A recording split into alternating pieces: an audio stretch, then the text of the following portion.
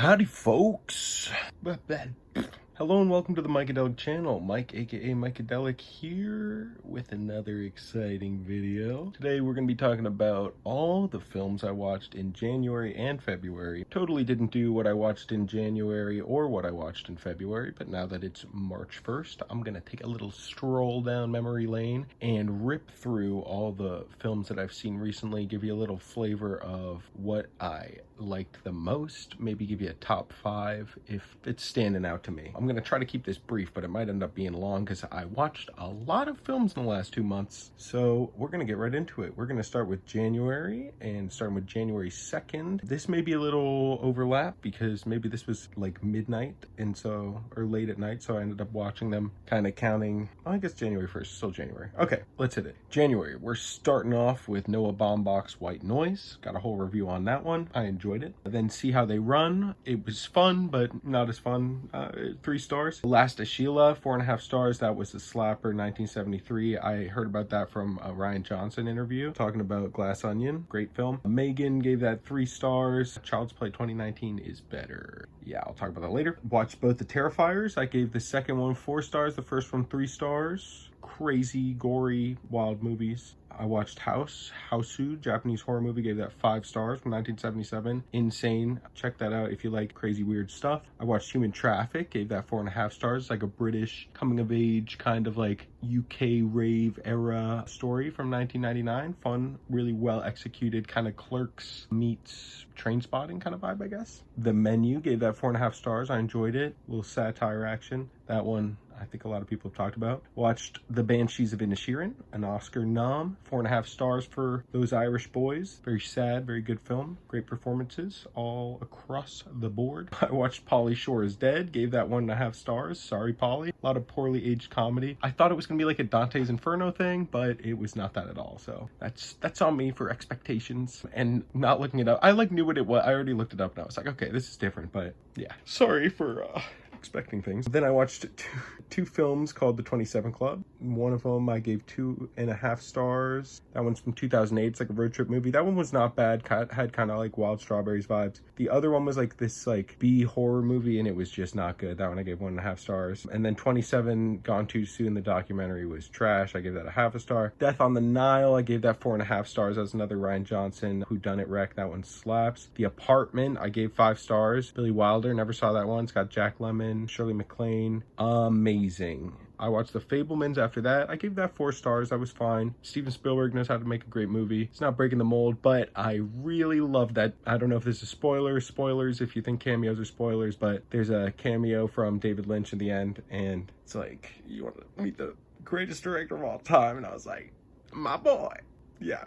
Excellent. Then I watched Mandy. That one came strongly recommended from one of my friends, and I really like the style, but there was something about like the tone of the writing that I just wasn't gelling with. I gave it 3 stars because the combination of psychedelic themes and violence and vengeance. Psychedelics are about letting go, and I don't know. I thought it was very antithetical. Even though there have been films that incorporate violence and psychedelics together effectively, there was something about the tone I wasn't loving for Mandy. Ooh, then things got interesting. I watched every John Waters film. I'll be doing a video about this. I think I'm going to rewatch him again before I do, but I really love his work. I'm not going to tell you the ratings, but I started with Serial Mom, went back to the beginning, rewatched Multiple Maniacs, rewatched Pink Flamingos, finally watched Female Trouble, Desperate Living, Polyester, Hairspray, Crybaby, Cecil B. Demented, which I loved, Pecker, and A Dirty Shame. I'll talk more about those in a separate video, but love them all. And even the ones that I thought I wasn't going to like, I ended up liking more than I thought. After that, we got Skinamarink. I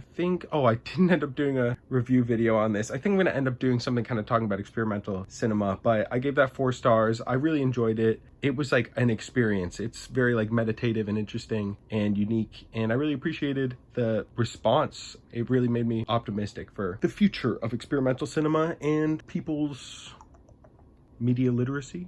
The evolution of the common people's media literacy. We love to see it. Next, we got Brazil. Terry Gilliam gave that 5 stars. That was a rewatch. Great film. Then I watched Pin from 1988. That was a rec from my friend Korn. I really enjoyed that. I gave that 4 stars. It's a weird one. Classical plastic medical dummy is like haunting people. And Brazil, by the way, is like a dystopian Terry Gilliam, like really weird, one of my favorite movies of all time. Definitely check it out. Check out Pin 2. It's like horror. It feels like a Lifetime movie, like from another reality or something, which I mean, it's from Canada, so it basically is. I'm just jokes. I love Canada. Now we're on January 25th, almost done with January. We got Bones and All. I gave that 3.5 stars. I thought the style was really good. The gore was gruesome. I enjoyed it more than I thought I would, honestly. It was really like artful and interesting themes and stuff, but the juxtaposition of the gruesomeness of the cannibalism was gnarly. Also watched the Diane Linklater story. That's a short that was an early John Waters film. Watched The Cabin in the Woods. I gave that 3 stars. One of my friends really likes that movie,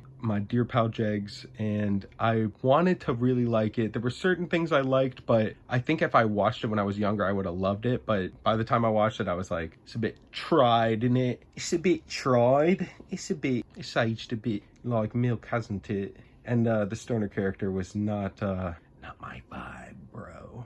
All right, moving on. We have Misery, good flick, gave it 4.5 stars, classic. This was in prep for Haunted Hippie's cabin horror stream, so I hit a couple cabin flicks. I also saw Infinity Pool. I gave that 4.5 stars. I saw that twice. Really enjoyed that one. Got that separate review on that. Saw Tucker and Dale versus Evil. That's a real fun flick. 4.5 stars for that guy. Then I started going in on Child's Play. I saw the first Child's Play. It's a rewatch. I gave it 4.5 stars, and I saw the remake. I gave that 4 stars. I actually surprisingly liked it. Brian Tyree Henry specifically, I really appreciated. And yeah, if you are looking at it at its own thing, and especially compared to Megan, Child's Play 2019, not too shabby. I still prefer the original, I think, but it's like its own thing. There's really a lot of things I really appreciate about 2019 that like they just couldn't do in the 80s. But the 80s one is just so fun. So I guess 90s is really when it, Child's Play 2 I think is 90, but yeah, second one is top notch, but I'll get into that later. Moving on, got some other cabin flicks. Hush, these were all Haunted Hippie Recs, and these were slappers. Hush I gave 4 stars. Gretel and Hansel was, the aesthetics were amazing. I gave that 4.5 stars. Oh, Hush, by the way, is a Mike Flanagan flick, and protagonist is deaf, and I took sign language in high school, so I was super on board. Hunter x Hunter, I gave that 4 stars. That's got Devon Sawa. I like some of that like survivalist kind of vibe sometimes. The twist, by the end of it, I was like, it didn't go the way I anticipated.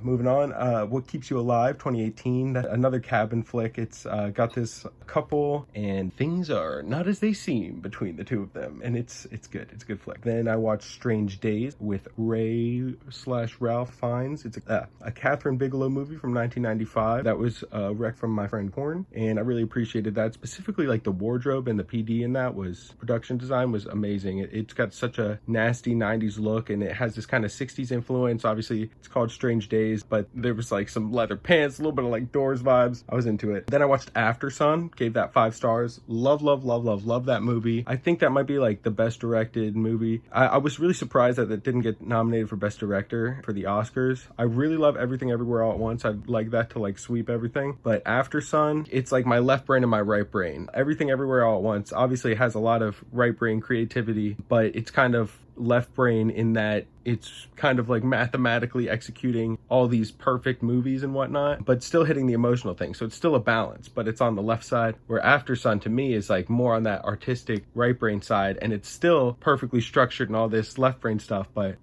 it is just so artful and emotional. And I'm like, yeah, I really love that movie. I ended up watching that again in February. So yeah, After Sun, amazing. Monkey Bone, I watched after that. That was my last movie I watched in January. Fun one. Watched that as a wee lad, and I was talking to my friend Korn once again. She had mentioned that movie, and I was like, oh, I haven't seen that in forever. And so I revisited it, and I am glad I did. I really appreciated the kind of like, it's 2001. It's like so 90s. It's from the 2000s. It's got Brendan Fraser and like kind of mix of animation and live action, and yeah, just really fun, goofy, cartoony flick. So yeah, Monkey Bone, if you haven't heard of it, it's a fun one. Early like stylistic influence. It's all about like dreams and death and whatnot, but like kind of child friendly, but not really. I guess it's really not child friendly. It's just like looks like a cartoon. Kind of like The Mask, I guess, is a similar aesthetic. But it's like a darker, it's like Tim Burton and The Mask is Monkey Bone, I guess. Okay, now we're on to February. Maybe this will be a separate video, maybe not. First, started off in Oscar territory, saw Tar with Cate Blanchett. I really enjoyed that. I gave it 4.5 stars. It was a bit dialogue-y, fancy movie, man. You know, like hitting all the vocab words and all this stuff. But I thought it was really good. I really appreciated it. And like the kind of way it was done was like, you can't deny it. It was certainly masterful. Cate Blanchett's performance and everything, of course, masterful. 4.5 stars for Tar. And I know a little, there's enough about classical music to kind of like hang in there. After that, I watched The Whackness. I gave that 4 stars. That's got Josh Peck and Ben Kingsley. It's a good coming of age movie from 2008. My buddy Ike recommended it. I really enjoyed it. Gave it 4 stars. Interesting tone. If you're a certain age or from a certain demographic, I think you'll really appreciate it. Like some New York teenager kind of vibes. Moving right along. After that, I watched Smile. I gave that 3 stars. I appreciated this one scene with Cal Penn. That's all I'll say. That one scene was exceptional. The rest of the movie was fine.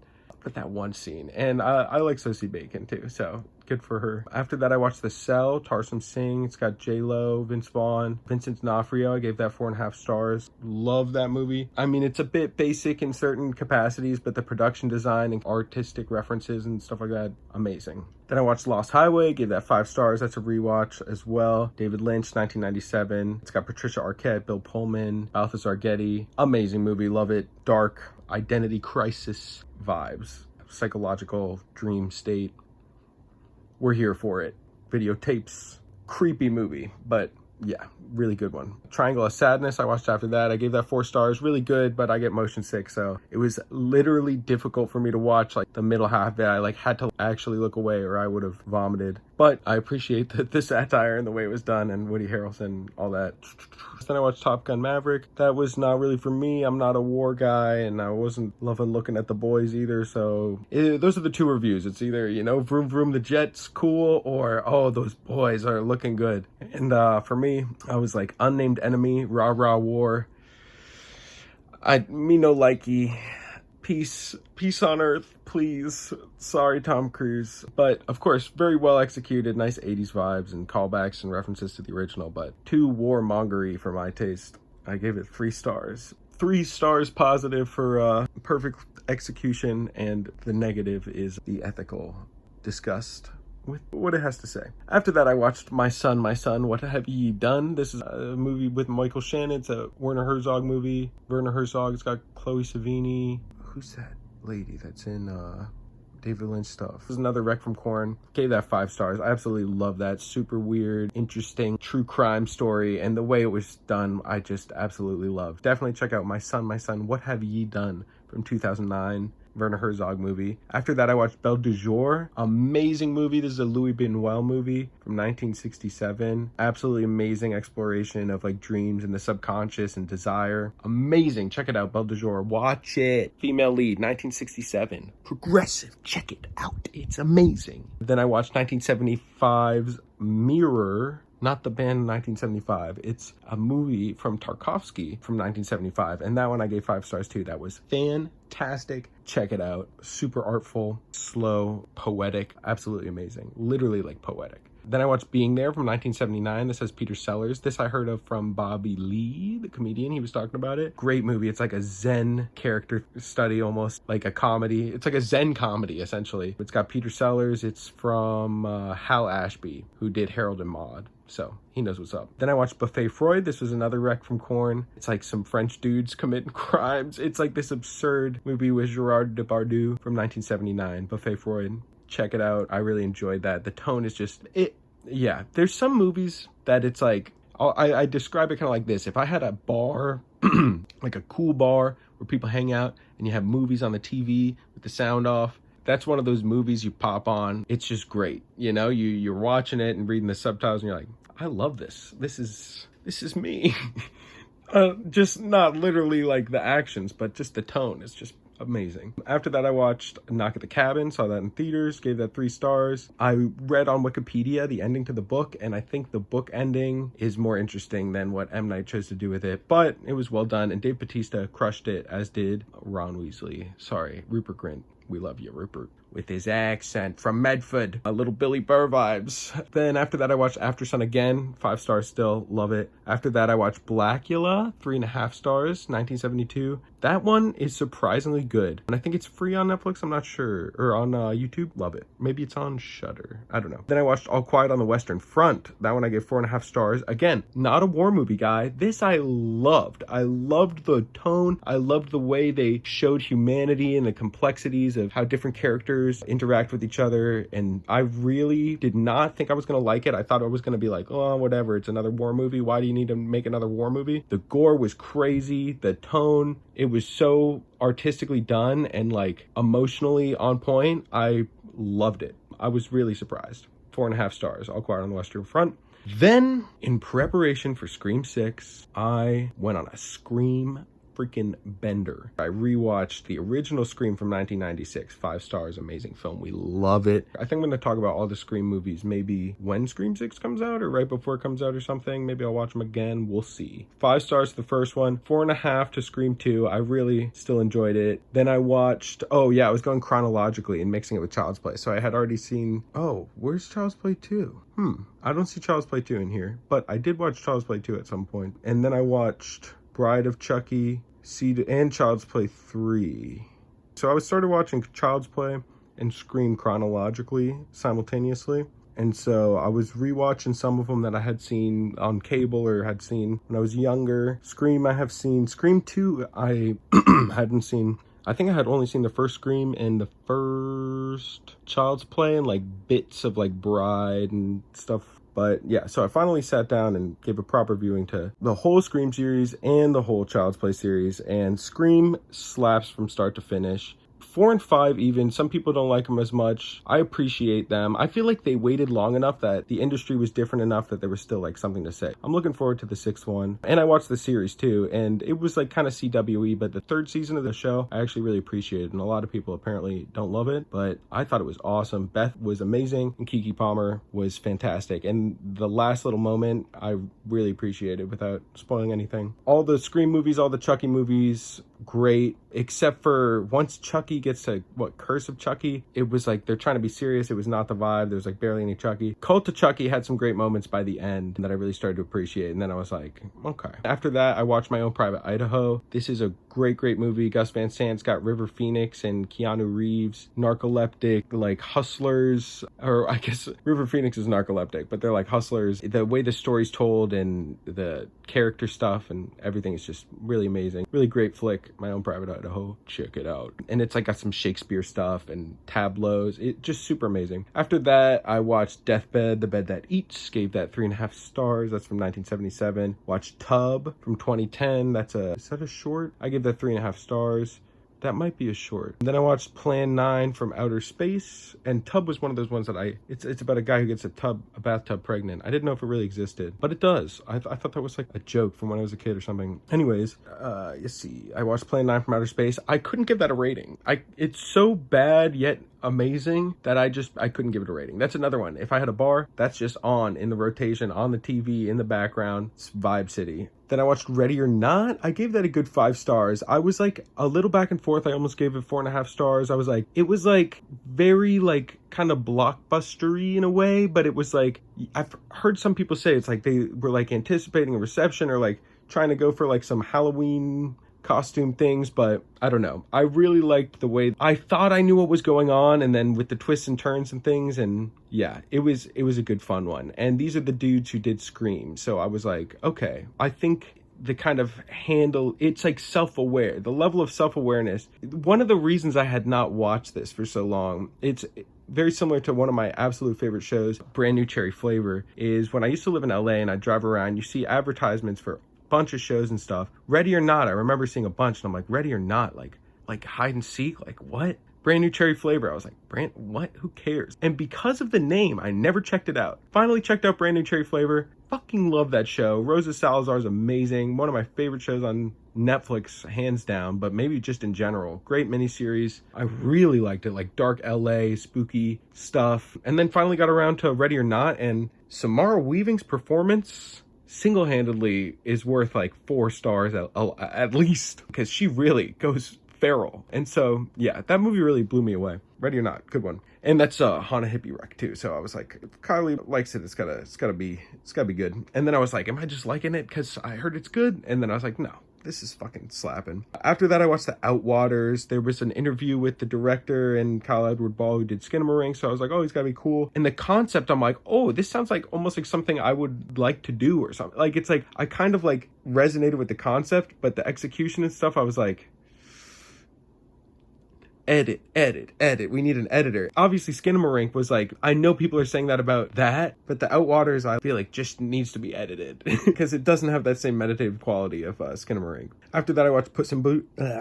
Voice getting a little hoarse. After that, I watched Puss in Boots: The Last Wish. I gave that 4.5 stars. That movie, again, totally blew me away. I thought people were like being ironic when they were saying it was good. I finally got around to it, and it literally reminded me of The Sopranos and The Seventh Seal from Ingmar Bergman, if that says anything, which is like some of the greatest media I've ever seen in my life. So it absolutely blew me away, and the style was really cool. I honestly maybe should give it 5 stars. I gave it 4.5, but post Spider-Verse animation is peak. Really makes me look forward to the future of animated film, because they're doing stuff that is blowing me away more than some stuff I've seen in live action movies that has come out this decade. I mean, After Sun, Everything Everywhere All at Once. So there's good stuff out there. Then moving right along, we got Cocaine Bear. I gave that 3 stars. Got a little separate review on that one. Basically just thought it was a little too serious.